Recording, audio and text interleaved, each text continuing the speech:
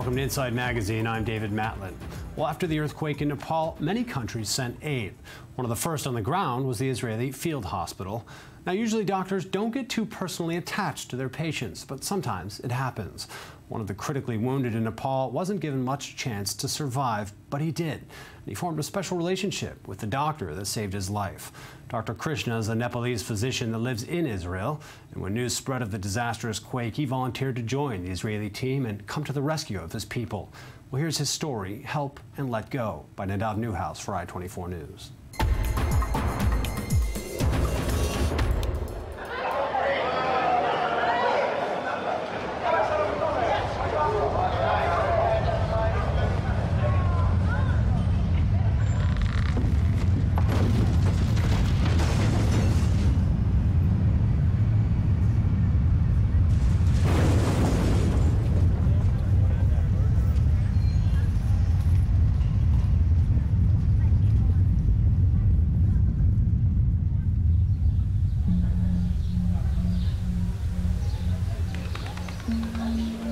Just a few weeks after the deadly earthquake in Nepal, things may seem normal on the streets of Kathmandu. But you don't have to look far to see the devastation a 7.9 magnitude earthquake caused to the city.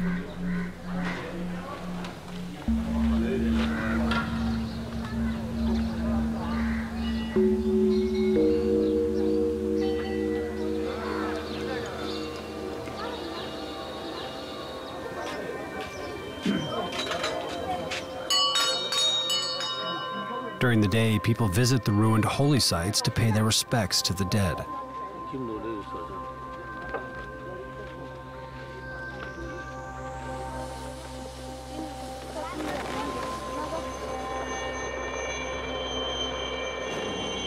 Countries around the world mobilized emergency teams to help.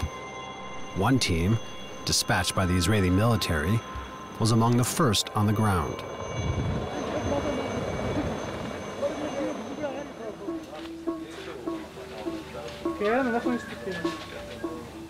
Maji Sagar, an 18-year-old student, was one of the first patients brought to the Israeli field hospital on the day it opened.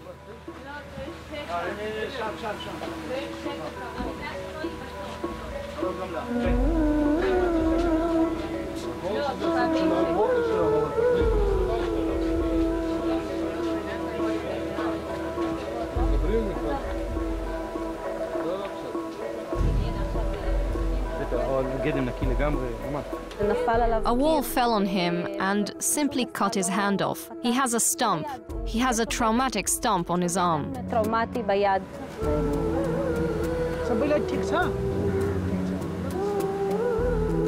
Krishna Kasishawa, a Nepalese doctor, was doing his residency in Israel when the earthquake struck. On last Saturday, suddenly I heard the news like Nepal is hit by a big earthquake. Lots of people died, lots of houses were destroyed, and I was wishing if I could get a chance, I will go back to Nepal and help as much as I can.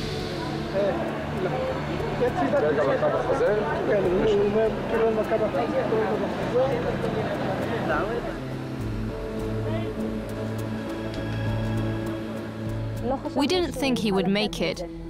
And then one day I saw that his condition was improving. I say today he will sit down and tomorrow he will start to walk.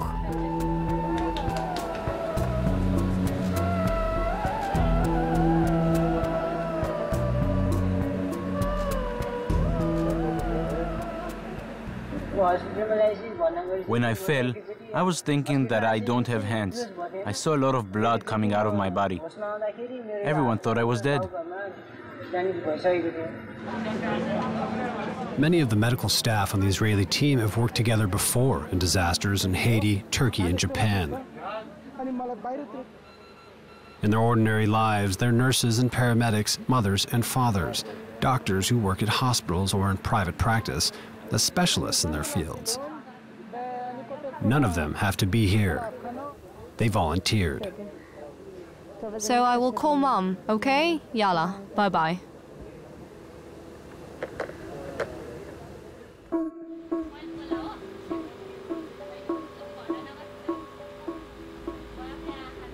It's been another long and complicated operation for Maji. Doctors transplanted skin from his leg to the stump of his arm and have connected him to a pump to help the wound heal faster.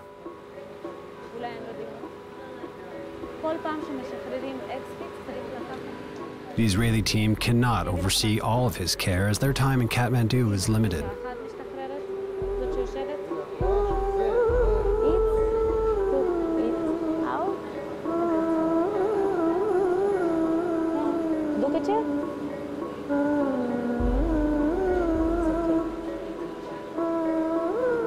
He has something special.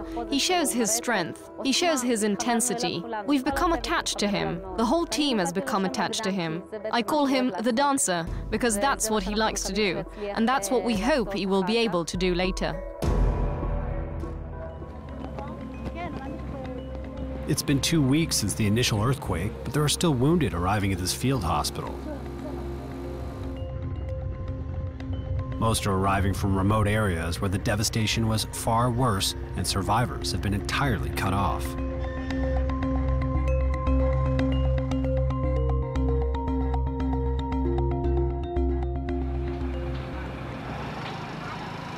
In the small town of Sintupalchuk, some residents found their houses still standing after the earthquake, but many others lost everything.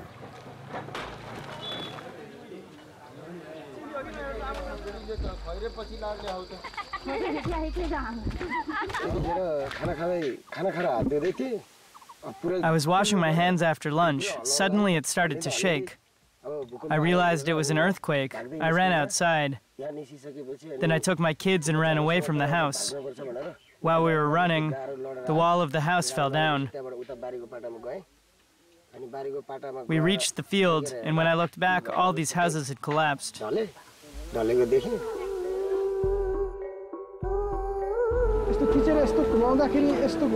For Dr. Krishna, the time in the field hospital has been his way of working through the disaster that struck his country.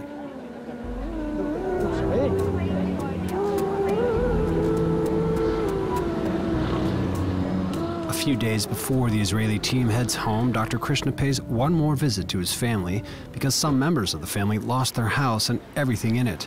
Dr. Krishna brings with him some mattresses that were left behind in the field hospital. This is my father. I didn't see him for 2 years. 2 years ago, I went to Israel and I didn't come back.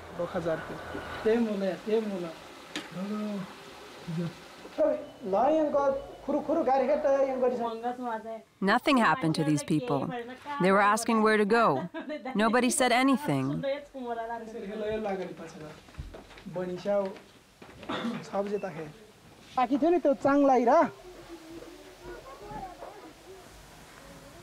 It's a new place.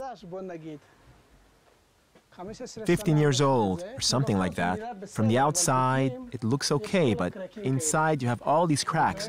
All these cracks go all the way to the top. It is very scary to live here. Yeah, I hope maybe someone will come and check.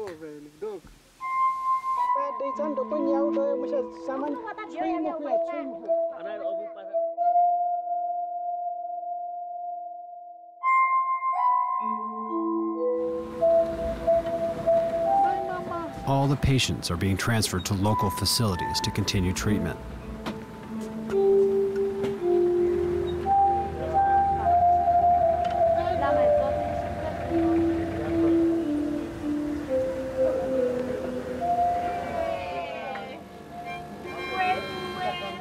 For Anna and her team, it's hard to say goodbye to Maji the dancer before he's transferred to the nearby Nepalese military hospital.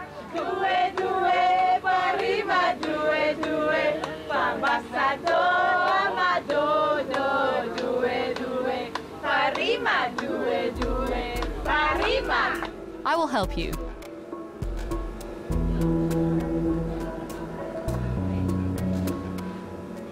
Okay?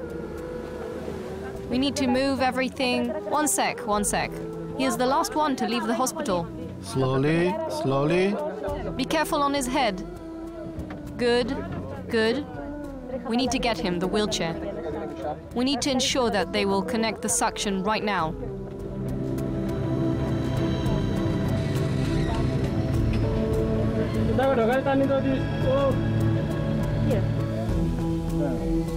You want me to hold it? Give me? Careful, careful, careful.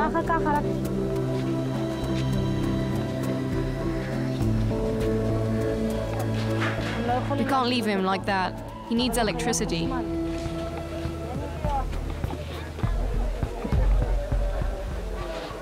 Whoa, whoa, whoa.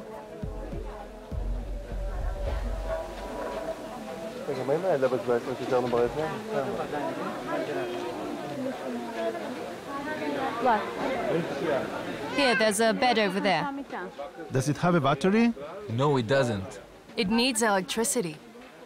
One sec, wait for Anna. I'm holding it. Keep going, keep going.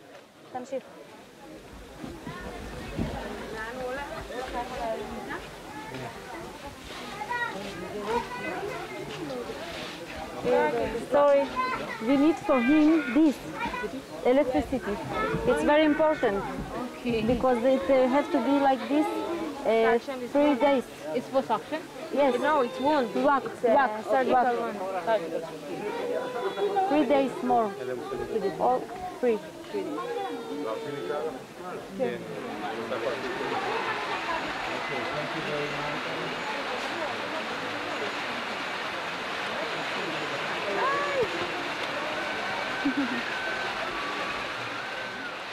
Leaving Maji is hard, particularly because they know his recovery remains uncertain.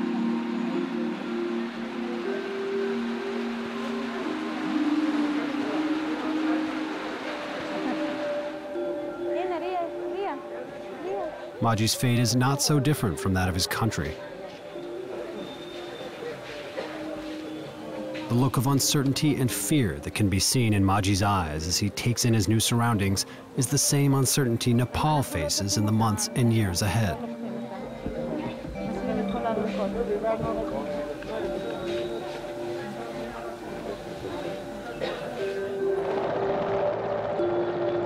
In the immediate aftermath of the earthquake, international attention was sharply focused on Nepal and its needs.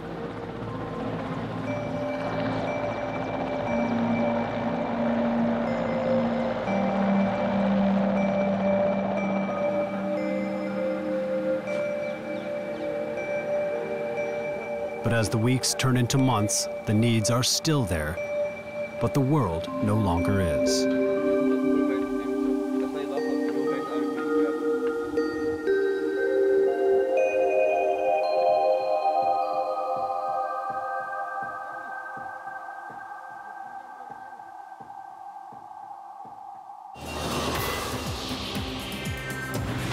We're now joined in the studio by Nadav. Thank you very much, Nadav Neuhaus, for bringing us the story, bringing the story back from Nepal for us. Tell me your first impressions now as you arrived in the country. What did you see? What was the condition of Kathmandu? When I arrived in Kathmandu, I didn't saw a lot of destruction because Kathmandu suffer, but not so much when you went out to the mountain. This is a place that you really found the big scars of the earthquake. But in Kathmandu, when I land, I was looking, and from my experience in other places with that past disasters, it was looking okay.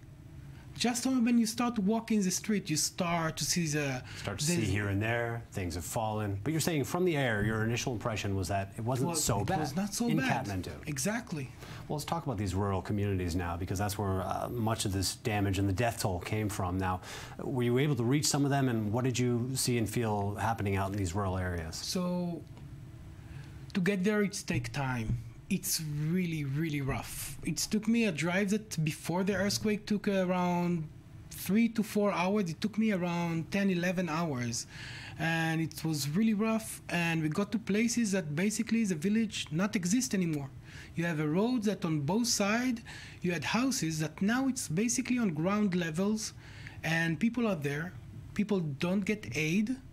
It's so hard. I can understand how hard it is to get the aid to there. These are places that in normal conditions are very difficult to reach, sometimes days travel, and these people live very primitively, correct?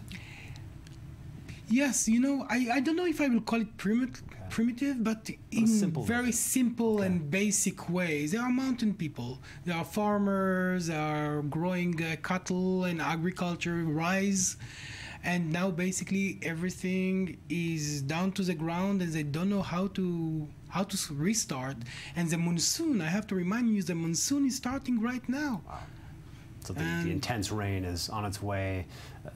Not much hope for a lot of these people who are still without homes. Let's speak about that too now, the sort of recovery efforts for Nepal. What chances, after being there for the time that you were, what chances do you give the country of having a full recovery? How soon do you think that'll take?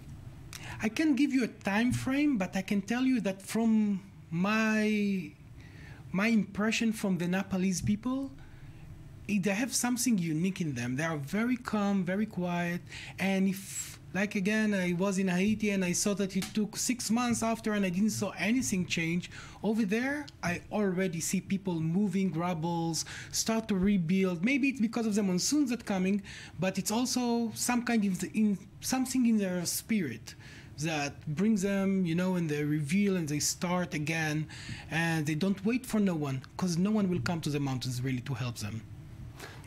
Incredible story. Nadav Neuhaus, thank you very much for bringing us back this incredible story of tragedy and, of course, the recovery that's taking place in Nepal. We can only thank you for your efforts to document it. Thank you very much for having me here today. And thank you for being with us here on Insight this week. I'm David Matlin. We'll catch you again next week at the same time.